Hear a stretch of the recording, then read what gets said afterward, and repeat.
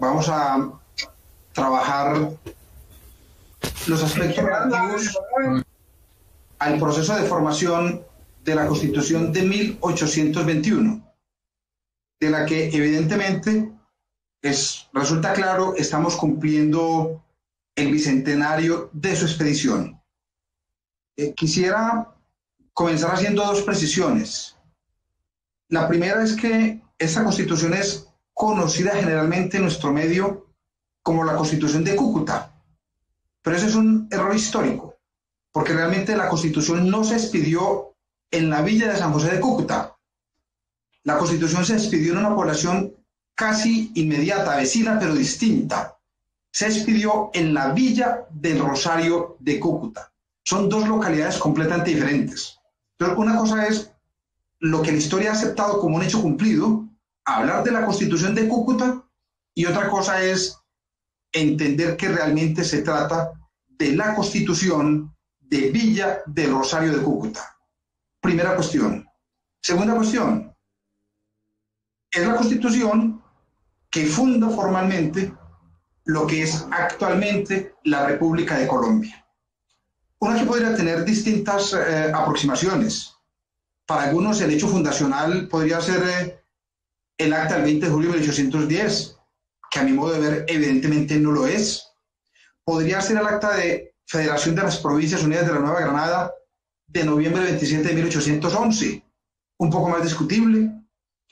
Es, en términos más generales y más ampliamente aceptados, la Constitución de Villa del Rosario de Cúcuta de agosto 30 de 1821, o será la Constitución de la Nueva Granada de marzo de 1832, cuando nace lo que hoy es la República de Colombia y que fue una tesis que defendió en el siglo XIX don Miguel Antonio Caro.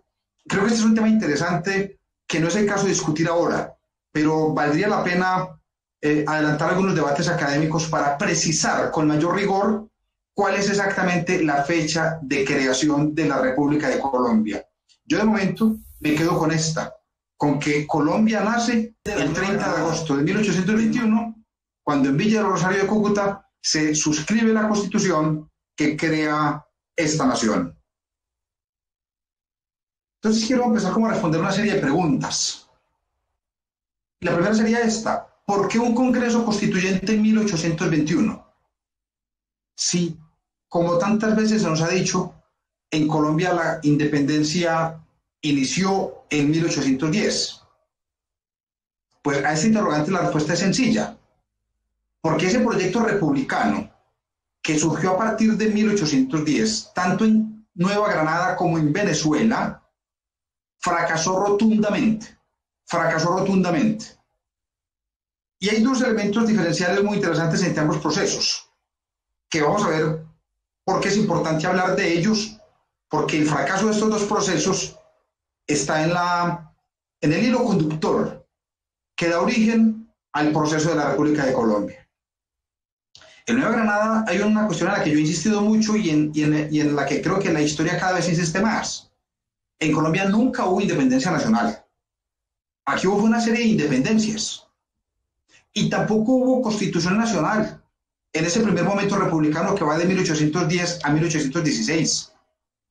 Aquí lo que hubo fue una serie de constituciones provinciales y un acta de Federación de las Provincias Unidas, de la que hablé ya y que fue pedida el 27 de noviembre de 1811. Entonces, ese es un dato que tampoco es el caso entrar a debatir ahora, pero es muy importante tenerlo presente. En Colombia nunca hubo independencia nacional. El acta del 20 de julio es otra cosa. Nada tiene que ver con una independencia nacional. Las independencias en Colombia fueron independencias provinciales, independencias de localidades. Y tampoco hubo un proyecto de construcción de Estado Nacional. En Venezuela, por el contrario, sí hay un acta de independencia nacional, suscrita el 5 de julio de 1811. Allá se cumplieron 210 años. Y hay también una Constitución Nacional de Venezuela, expedida el 21 de diciembre de 1811. Son dos actos casi concomitantes. Sin embargo, a pesar del fraccionamiento, a pesar de lo diluido que fue el proceso en la Nueva Granada y a pesar de lo aparentemente unificado que fue el proceso en Venezuela, ambos fracasaron rotundamente. Y fracasaron rotundamente por la simple y llana razón del éxito que obtuvo el proceso de restauración o reconquista española. Cuando hablo de restauración, estoy por supuesto haciendo relación al término que ha acuñado recientemente el joven historiador antioqueño Daniel Gutiérrez Ardila, quien insistentemente dice que la forma adecuada para referirnos a este momento de nuestra historia es hablar de restauración y no de reconquista.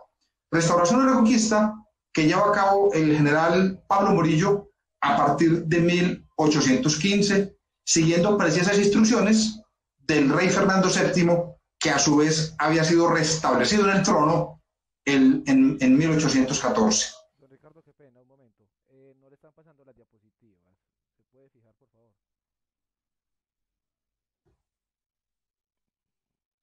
A ver, Julián, ¿y cómo hago? Ahí sí le pasó. La primera no le Bueno, pasó. Listo. De todas formas, estoy pendiente avisándole. Tranquilo. Puede continuar. ¿usted se me autorizó a compartir diapositivas, Julián? Ya aquí está perfectamente. Ya pasó a la segunda porque un congreso es 1821. Bueno, muy bien.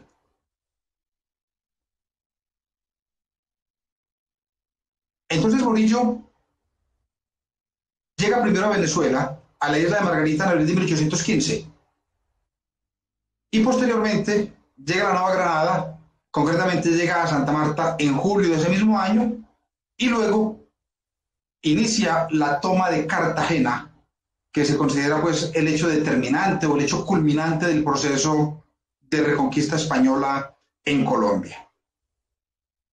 Un elemento que puede explicar ese fracaso nuestro en el proceso de asegurar la recién adquirida independencia puede estar referido a lo que yo denomino nuestro frenesí constitucional.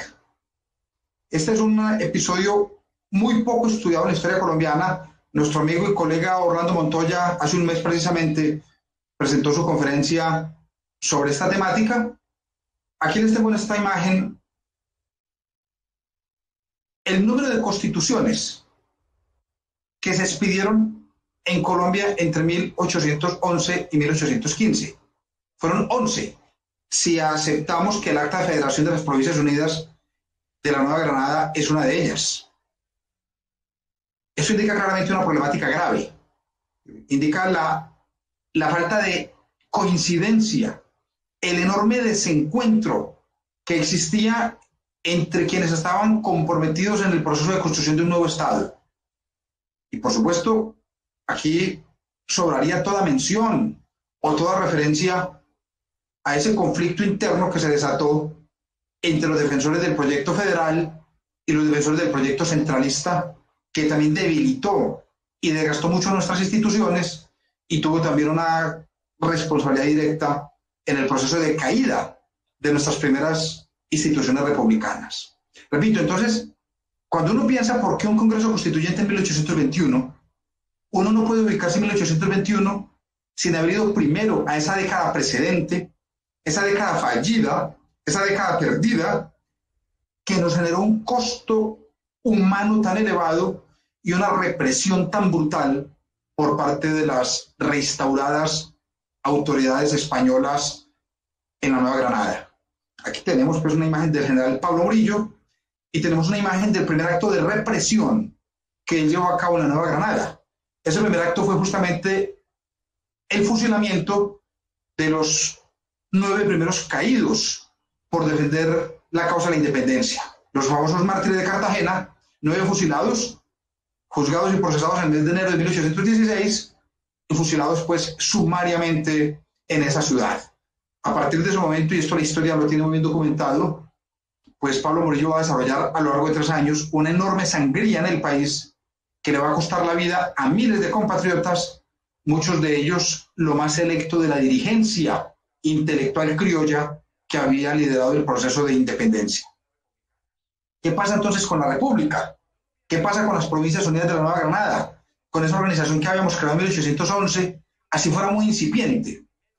Todos sabemos que para mayo de 1816, lo poco que queda del establecimiento republicano huye a los llanos orientales, Particularmente allí va un joven militar granadino, el general Francisco de Paula Santander, y va a ser Santander quien en los llanos orientales va a tratar de mantener viva la institucionalidad republicana. ¿Qué institucionalidad? Repito, la de las Provincias Unidas de la Nueva Granada, aquella de las que había sido presidente Liborio Mejía. En los llanos orientales se nombra el último presidente de esta institucionalidad tan incipiente y tan moribunda, el santanderiano Fernando Serrano Uribe. Fernando Serrano Uribe fue presidente entre julio y septiembre de 1816 y su presidencia termina con un golpe de Estado que propicia o propina el venezolano José Antonio Páez, que consideraba que estas autoridades granadinas en los llanos de la Nueva Granada y de Venezuela estorbaban el proceso militar de la independencia. Santander se va a incorporar a órdenes del Ejército Libertador de Simón Bolívar en Venezuela y en 1818 Santander lo destina a reiniciar el proceso de independencia en la Nueva Granada, justamente en el Casanare, a reorganizar la provincia del Casanare, y cuando Santander llega al Casanare vuelve a intentar restablecer la institucionalidad perdida de las Provincias Unidas de la Nueva Granada. A ese efecto expide un documento bastante discutible y bastante discutido. El doctor Armando Martínez Garnica no le da ninguna importancia, pero Carlos Restrepo Piedrahíta, por ejemplo, un profesor Pinzón Guiza, le han dedicado obras importantes a la famosa Declaración de Pore, un documento que reposa en el Archivo Nacional su original, pero que no está firmado por Santander.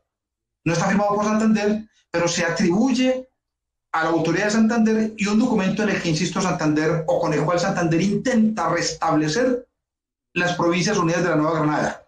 Allí es cuando, con fundamento en lo que dispone la Declaración de Pore, el gobernador civil de Casanare, Juan Nepomuceno Moreno, se convierte en presidente de las Provincias Unidas de la Nueva Granada. Pero esto es un tema discutible, por lo menos. ¿Por qué lo menciono? Porque estoy tratando de explicar el íter de cómo desapareció completamente las Provincias Unidas de la Nueva Granada y cómo de las cenizas de esta organización va a emerger o va a aparecer la República de Colombia.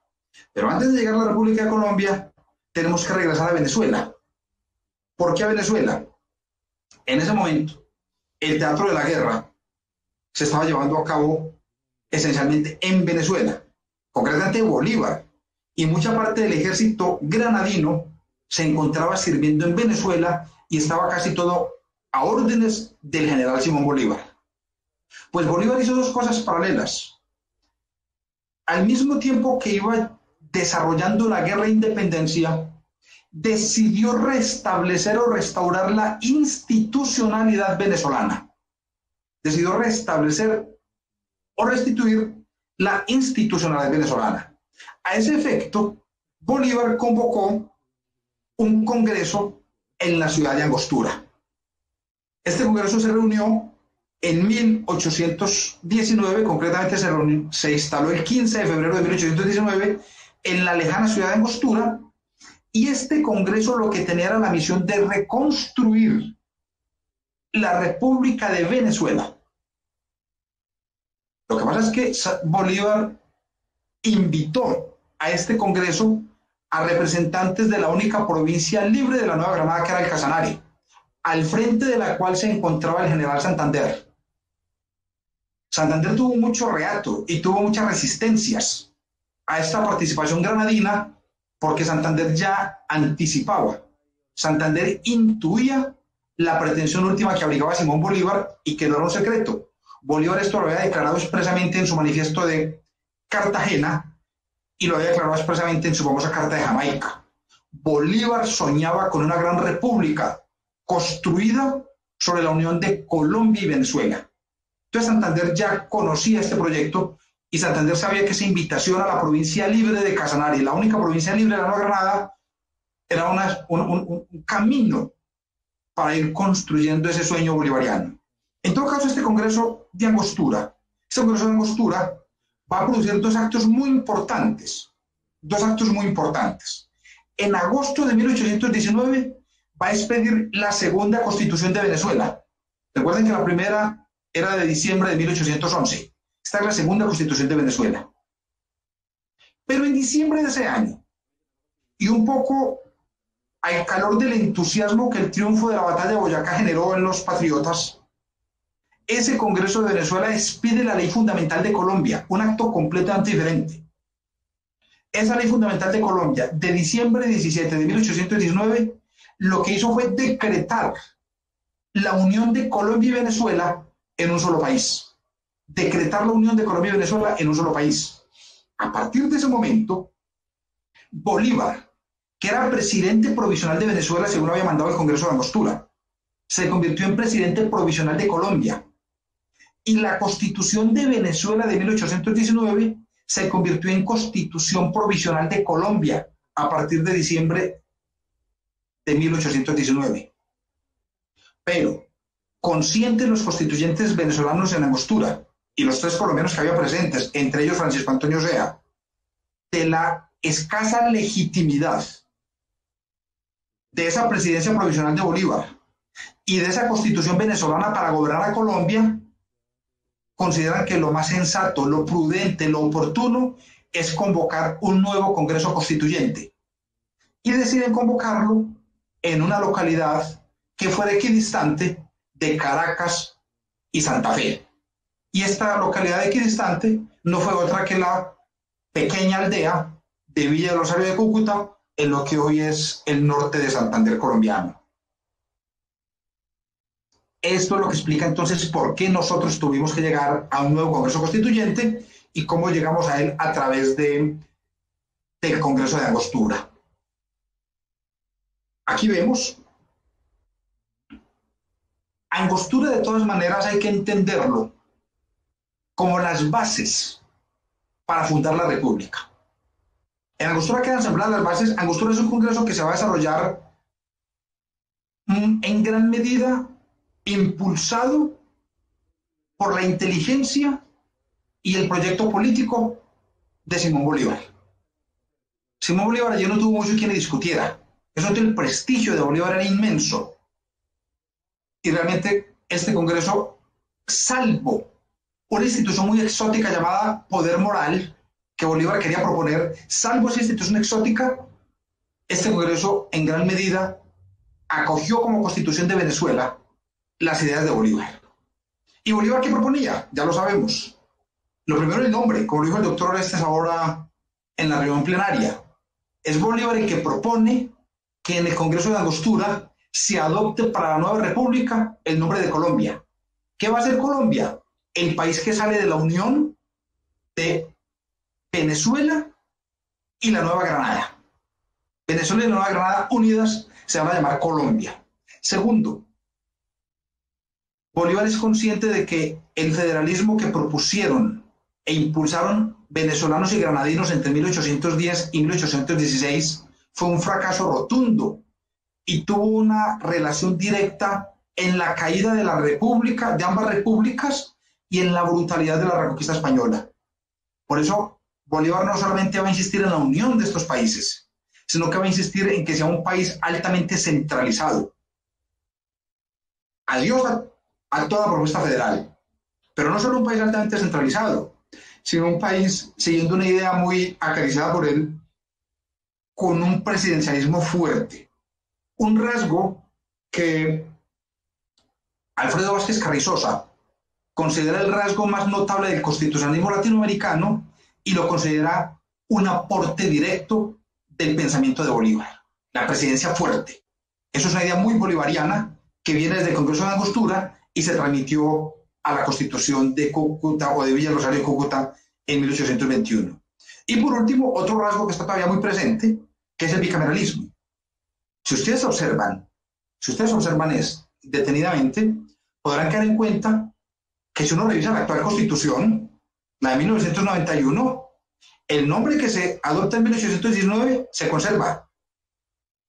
Ya no estamos unidos, pero seguimos siendo centralistas, seguimos siendo un país de un presidencialismo fuerte y seguimos siendo un país de estructura bicameral. De alguna manera, las bases de lo que se sembró en Angostura pasaron a Cúcuta y a través de Cúcuta llegan hasta 1991. Ese es un hilo conductor importantísimo, una genealogía institucional de nuestra república que es muy importante tener siempre presente. Esta República de Colombia provisional que crea Angostura, recuerden, es una república provisional, con autoridades provisionales y con constitución provisional, tendrá que ser legalizada en Villa Rosario de Cúcuta.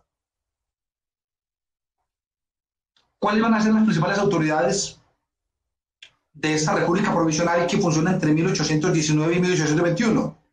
Pues lo van a ser Bolívar y los 5 vicepresidentes que va a tener la República de Colombia. Un dato interesante. La estructura es la siguiente. Había un presidente de la República, había un vicepresidente de la República y había un vicepresidente para Venezuela y un vicepresidente para la Nueva Granada. Entonces, en ese momento, mientras Bolívar era presidente de la República, Francisco Antonio Sea era vicepresidente de la República, el general Santander era vicepresidente de la Nueva Granada. Es un dato interesante para uno entender a veces este complejo tejido institucional que se urdió en Angostura en 1819. Pues bien, en lo que tiene que ver con las vicepresidencias, este es un capítulo sumamente complejo y sumamente movido, porque en solo 2 años la vicepresidencia la República tuvo 5 vicepresidentes.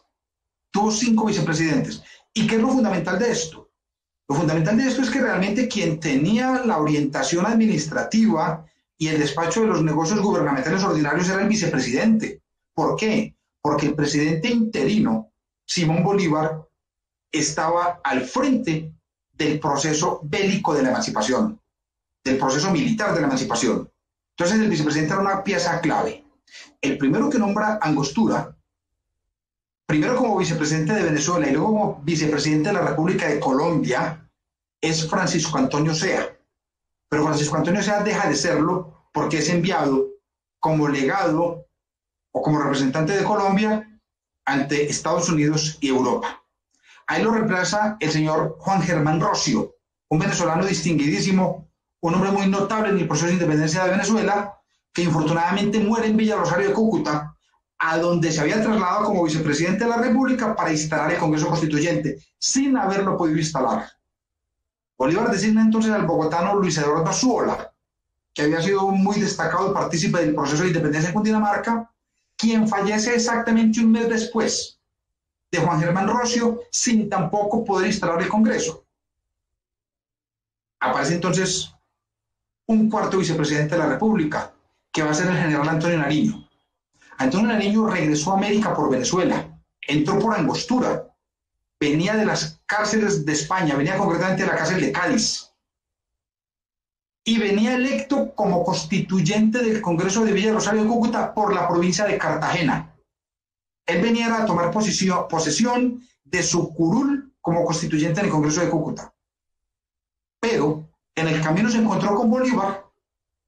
Nunca se habían cruzado en la vida, es el primer encuentro de este par de personajes, y Bolívar decide nombrar a Nariño vicepresidente de la República en reemplazo de los que habían fallecido. Y es Nariño el que va a tener el privilegio, el honor de instalar en el mes de mayo de 1821 el Congreso Constituyente de Villa Rosario de Cúcuta. Esa función realmente le correspondía a Bolívar como presidente interino de la República, pero Bolívar no tenía ni tiempo ni interés en esos menesteres. Él tenía una clara vocación y un claro interés en liderar el proceso militar de la emancipación. Pero, y esta sería fascinante, esto casi sería objeto de otra conferencia aparte, el papel de Nariño en ese congreso fue sumamente complejo. Ojo con este dato. Al asumir Nariño la vicepresidencia, automáticamente perdió la condición de diputado. Es decir, Nariño, aparte de instalar el Congreso, no podía tomar parte en el Congreso de Villa Rosario de Cúcuta. Sin embargo, los testimonios de la época, el de José Manuel Restrepo, el de Vicente Azuero y el de otros ilustres constituyentes, don Pedro Gual, entre otros, testimonian la actitud altamente cavilosa y altamente intrigante de Antonio Nariño durante la sesión del Congreso, y esto finalmente le motivó un profundo enfrentamiento con este cuerpo que lo llevó a renunciar a la vicepresidencia y abandonar la ciudad en el mes de julio de 1821. Nariño realmente presidió ese congreso únicamente durante 2 meses. Una de las grandes mortificaciones que tuvo Nariño fue que él se tomó el trabajo de presentar un proyecto de constitución, pero su figura era tan mal vista en el Congreso que el Congreso ni siquiera la quiso considerar. Nariño se sintió altamente ultrajado y además de otros motivos, lo llevó a renunciar a la vicepresidencia y abandonar la ciudad. Por esa razón fue necesario elegir en menos de 4 meses un quinto vicepresidente de la República, interino. Estamos hablando de autoridades interinas. Y en ese caso se eligió a un constituyente, don José María del Castillo y Rada, que también consecuencialmente, al convertirse en vicepresidente de la República, perdía la condición de diputado. Este congreso se instaló realmente no había un espacio adecuado, no había un lugar propio para reunir una asamblea tan numerosa como la que estaba presente en Villa Rosario de Cúcuta. El único espacio posible era el templo parroquial. Aquí vemos en la imagen de la izquierda, vemos una representación del templo original de Villa Rosario de Cúcuta, conforme lo vio Manuel María Paz en la Comisión Coreográfica de 1851. Aquí vemos lo que hay actualmente. Lo que actualmente no tiene nada que ver con el templo original. Este templo original lo destruyó un terremoto en 1871. Y lo que hay aquí es un edificio monumental que quiso construir un sacerdote, un párroco de Villa Rosario, pero que nunca avanzó de lo que ustedes ven. Este edificio no está en ruinas. Este edificio lo que está es inconcluso. Se les acabó el dinero, se les acabaron los ánimos y en Villa Rosario de Cúcuta quedó como monumento recordatorio de ese congreso este edificio que todo el mundo piensa que está arruinado. No, el que se arruinó fue el primero. Este se destruyó por completo en un terremoto muy violento que hubo. No quedó nada de él. Lo que hay hoy en día es un edificio inconcluso, un edificio que nunca se terminó, se inició en 1886 más o menos y se abandonó muy rápidamente y desde 1930 fue declarado monumento nacional. Monumento nacional. Permítanme que me falta aquí un dato interesante. A Villa Rosario de Cúcuta estaban convocados 110 constituyentes. ¿Por qué? Porque eran 22 provincias entre Colombia y Venezuela. 22 provincias. Y cada provincia tenía derecho a elegir 5 diputados principales y 5 suplentes. Los que iban eran los principales. Y si un principal no podía asistir, pues asistía a su suplente. Es decir, 22 provincias, 110 diputados constituyentes. De esos 110 diputados constituyentes realmente fueron elegidos 105. ¿Por qué? Porque la provincia de Caracas en Venezuela nunca pudo elegir los suyos porque hasta cuando concluyó el Congreso Constituyente, Caracas permaneció invadida por el ejército español. Las elecciones comenzaron en agosto de 1820 y terminaron por allá en junio de 1821. La última provincia que eligió diputados para Villa Rosario de Cúcuta fue Santa Marta. Fueron los últimos en llegar. Pero finalmente nunca llegaron todos. En total, durante los 4 meses que duró el Congreso Constituyente de Villa Rosario de Cúcuta, estuvieron presentes un total de 71 constituyentes entre principales y suplentes. Iban yendo y venían. Algunos iban, se retiraban, otros iban y venían. Alguno murió. Un diputado por Maracaibo, el diputado Gaspar Marcano, un hombre muy sobresaliente, murió durante el desarrollo del Congreso. Es decir, finalmente, repito, de los 110 que tenían que asistir, solamente asistieron 71 y no todos al mismo tiempo. Nunca estuvieron todos al mismo tiempo. ¿Qué grandes temas se debatieron en Villa Rosario de Cúcuta? Pues lo primero, la forma de gobierno.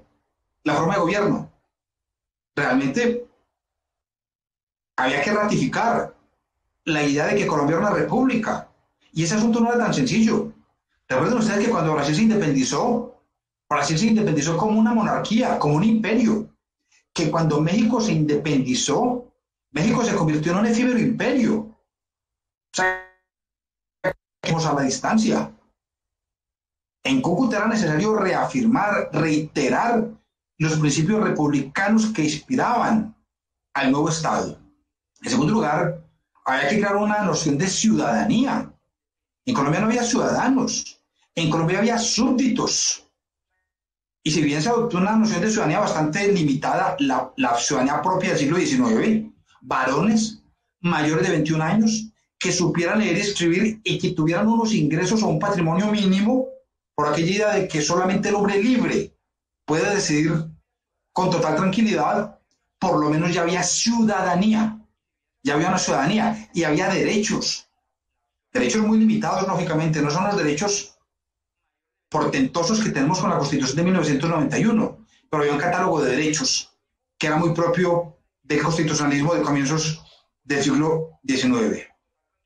El gran debate que se llevó a cabo en Villa Rosario de Cúcuta fue el referido al tipo de Estado, si se quería un Estado centralizado o un Estado federal.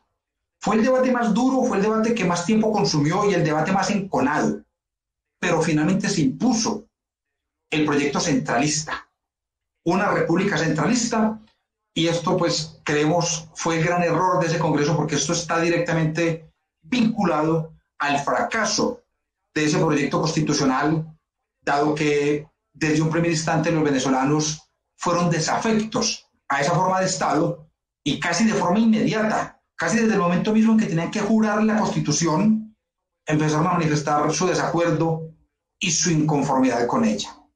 Otra cuestión muy interesante y tal vez la más valiosa de ese Congreso, o de las más valiosas, es lo que tenía que ver con la definición de Estado laico versus Estado confesional. La Constitución de Cúcuta, sorprendentemente, a pesar de que había 11 constituyentes que eran religiosos, entre ellos el obispo de Mérida, en Maracaibo, Rafael Lazo de la Vega, a pesar de esto, esa Constitución no hizo definición de ninguna religión y propició una noción de Estado completamente laico. Y esto es muy interesante porque constituciones posteriores, como la de 1843 o la de 1886, por ejemplo, en Colombia, van a ser una clara apuesta por el Estado confesional en cabeza de la Iglesia Católica. La Constitución de 1821 se marginó de eso y no hizo apuesta por ningún credo en particular. Esto puede tener una posible explicación. De un lado, recuerden el importante papel que la Legión Británica había prestado en el proceso de independencia.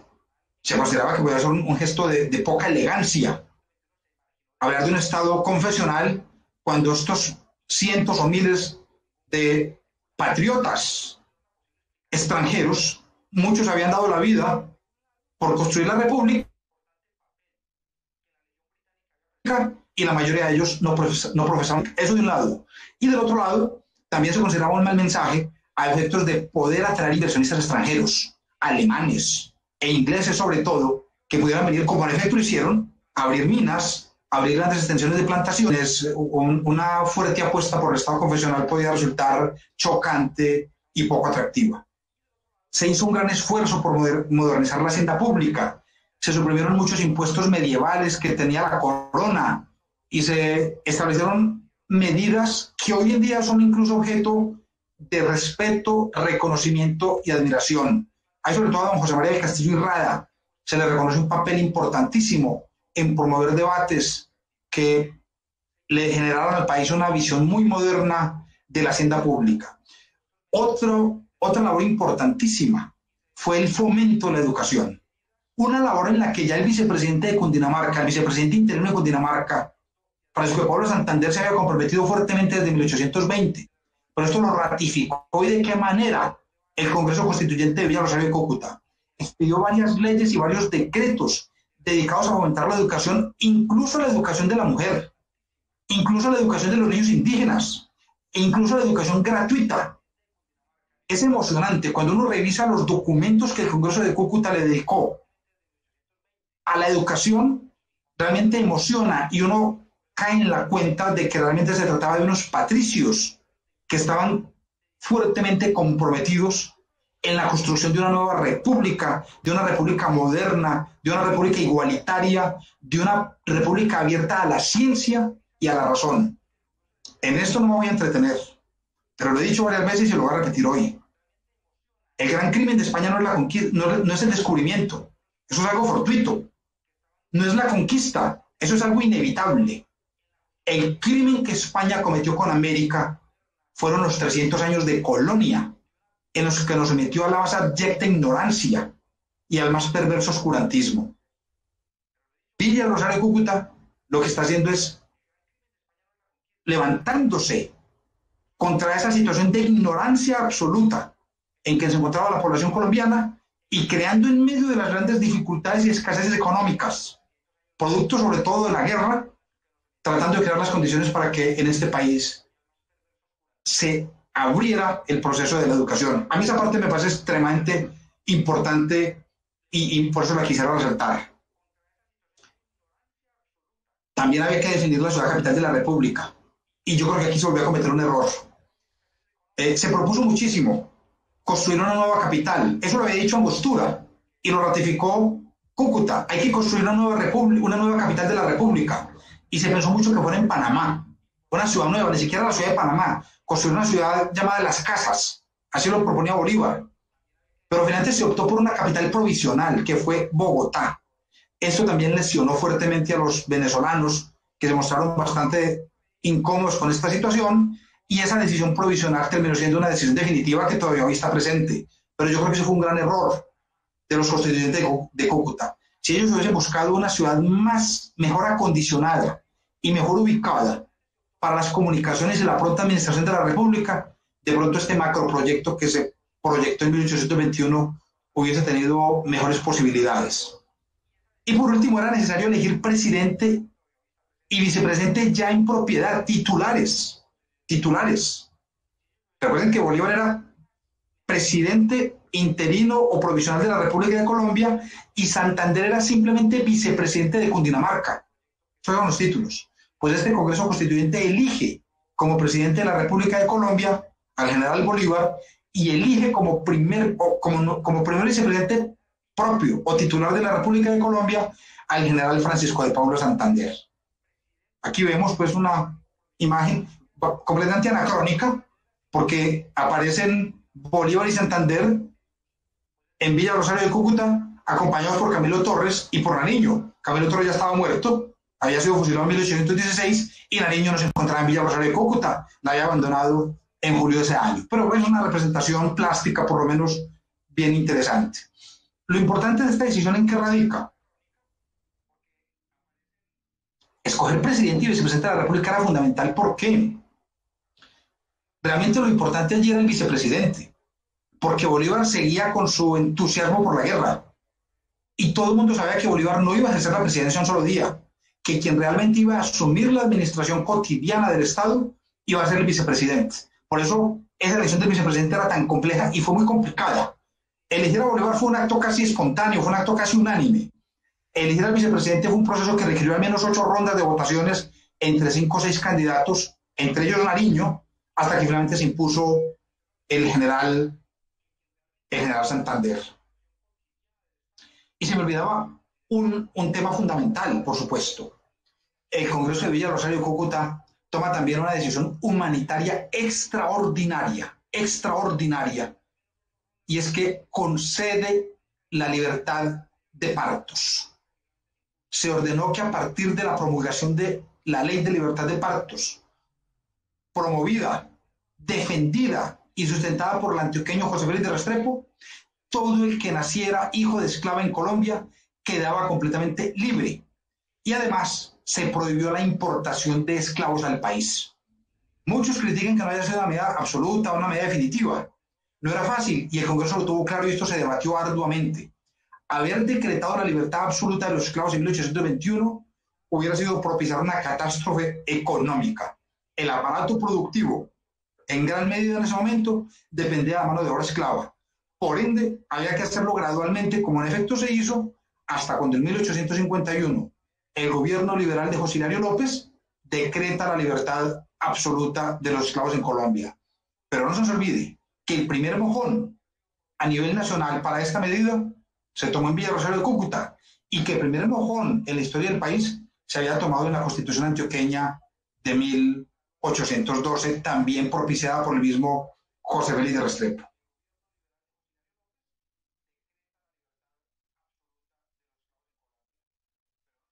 esta constitución va a caer, lastimosamente. Esta constitución no va a alcanzar a durar ni siquiera 10 años. No va a alcanzar a durar ni siquiera 10 años. Hubo una serie de circunstancias muy complejas, entre ellas el fusilamiento del coronel venezolano Leonardo Infante, el procesamiento del presidente de la Corte Suprema de Justicia, el venezolano Miguel Peña, y el procesamiento del general venezolano José Antonio Páez. Circunstancialmente 3 juicios muy importantes y muy sonoros de aquellos años que recayeron sobre venezolanos y que exacerbaron el sentimiento antigranadino de los venezolanos y en consecuencia anticolombiano, y que a la postre, y no voy a entrar a explicar aquí detenidamente, van a ser el detonante que va a llevar al colapso y a la caída definitiva de esta recién nacida República de Colombia. El hecho cierto es que para 1828 la situación del país era tan complicada que Bolívar tomó posesión de la presidencia el 6 de octubre de 1821 y en enero de 1822 se fue a hacer la campaña del sur. Dejó a Santander a cargo de la presidencia y no regresó a Colombia sino hasta 1827. Bolívar estuvo presente 4 años largos por fuera del país. Bolívar tiene que regresar desde el Perú en medio de la crisis que está suscitando. Una crisis que además fue suscitada o fue potenciada por esa crisis venezolana, concretamente por la insurrección del general Páez, y una crisis que Bolívar maneja, a mi modo de ver, de manera muy equivocada, y le granjea la ruptura con las autoridades civiles de la República de Colombia. Particularmente esto le genera una ruptura total con el general Santander. Bolívar, de hecho, le escribe desde Venezuela una carta muy dura a Santander, en la que le pide el favor de liberarlo de la molestia de tener que seguir recibiendo sus cartas. O sea, siendo Bolívar el presidente y Santander el vicepresidente. Y otra serie de hechos van conllevando a que se convoque en 1828 un nuevo Congreso Constituyente en la ciudad de Ocaña. ¿Para qué? Para revisar la Constitución de 1821. Esta es una historia ampliamente conocida. Ese Congreso fracasa, y fracasa sobre todo porque Bolívar y el grupo de sus seguidores, Bolívar no estaba en el Congreso, Santander sí. Santander se hizo elegir diputado, Bolívar no. Pero Bolívar tenía un grupo de seguidores muy importante al interior del Congreso Constituyente. Cuando ellos se dieron cuenta de que no tenían la mayoría para impedir que se adoptaran reformas de carácter federal, abandonaron el Congreso y el Congreso de Ocaña quedó sin quórum decisorio. Tenía mayoría para deliberar, pero no mayoría para aprobar las reformas necesarias. El Congreso se tuvo que disolver sin que hubiese llegado a ningún acuerdo. A partir de aquí, Bolívar considera que la Constitución de Villa Rosario de Cúcuta no existe más, una interpretación bastante singular, y Bolívar lo que hace es expedir una constitución ad hoc, una constitución provisional de carácter dictatorial, el famoso decreto orgánico de la dictadura, y Bolívar inicia un proceso sistemático de demolición y desmantelamiento de las instituciones republicanas, suprime la vicepresidencia, suprime el carácter el Estado laico, y entroniza la religión católica como religión oficial del Estado, restablece el Consejo de Estado, suprime derechos fundamentales. Toma una serie de medidas que fueron bastante impopulares y que tuvieron como consecuencia directa el casi inmediato atentado contra su vida en la famosa noche septembrina, lo cual lleva a Bolívar a endurecer fuertemente la monarquía, y finalmente esto va a terminar con varios episodios muy lamentables. Uno de ellos, la tentativa de monarquía, un episodio que vale la pena seguir indagando en la historia de Colombia. Esto se empezó a fraguar a partir de 1828 y se trató de desarrollar oficialmente, porque se entablaron conversaciones oficiales con monarquías europeas, pero que finalmente no prosperó. Todo esto va a conducir a que Colombia se vea abocada en escasos 10 años a un cuarto Congreso Constituyente. A este efecto pongo un ejemplo. Estados Unidos en 230 años ha tenido un Congreso Constituyente. Un Congreso Constituyente, el que expidió la Constitución de Filadelfia de 1787. Colombia, entre 1819 y 1830 llevó a cabo 4 congresos constituyentes. Y ese congreso constituyente de 1830 expidió una nueva constitución, la constitución de ese año, pero fue una constitución que nació muerta. ¿Por qué? Porque al tiempo que se estaba expidiendo la constitución de Colombia de 1830, constitución que era para la República de Colombia, que incluía Venezuela, Nueva Granada, Panamá y Ecuador, al tiempo Venezuela y Ecuador estaban llevando paralelamente sus propios procesos constituyentes, y entonces en el mismo año, con escasos 2 meses de diferencia, aparecieron 3 constituciones: la Constitución de Colombia, la Constitución de Venezuela y la Constitución de Ecuador. Es decir, el proyecto Gran Colombiano, el proyecto que nació en Angostura en 1819, el proyecto que ratificó Villa de Rosario de Cúcuta en 1821, estaba muerto. Y el proyecto acabó de morir muy truculentamente, muy dramáticamente, cuando murió su principal inspirador, que fue el general Bolívar, que muere también en 1830. En 1830 muere la Constitución, en 1830 muere la República de Colombia, y en 1830 muere su gran conductor y su gran inspirador, muere Simón Bolívar, muere todo el tiempo. Pero en 1830 muere también el único que hubiera sido capaz de sortear y de sostener el proyecto colombiano inspirado por Bolívar, el mariscal Antonio José de Sucre, asesinado en la montaña de Berruecos. Entonces, pues así, muy a la carrera, muy brevemente, es una síntesis muy apretada de lo que fue ese complejo y fascinante proceso con el cual se creó la primera y fallida República de Colombia. A partir de eso, entonces, la Constitución de 1830 no tendrá ningún sentido y Colombia se sumergirá en un 5º Congreso Constituyente, el que dará origen a la Constitución de la Nueva Granada de 1832. Porque de Colombia, como dice Armando Martínez Garnica, no quedó ni el nombre.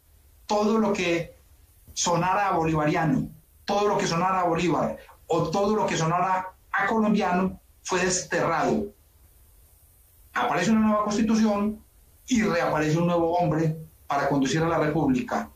Santander regresa a Colombia, restablecido en sus títulos y en sus honores, y se convierte en el nuevo conductor de la República. Muchas gracias, muy amables.